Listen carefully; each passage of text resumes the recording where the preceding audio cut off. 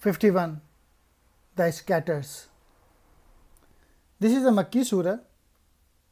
It belongs to the early Makkan period.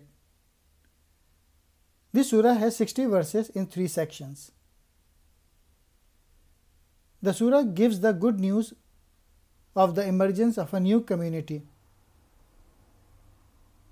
It also warns the opponents of the truth that their time is about to end and the judgment of Allah is near.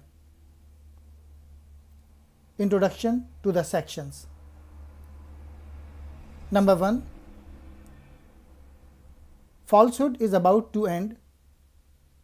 The righteous shall be rewarded. The character of the righteous people. Number 2. Prophet Ibrahim and his angel visitors. The fate of the people of Prophet Lut, Prophet Moses, and the fate of Pharaoh. People of Ad and Thamud, and the people of Prophet Noah, peace be upon them all. Number 3. Hasten to Allah.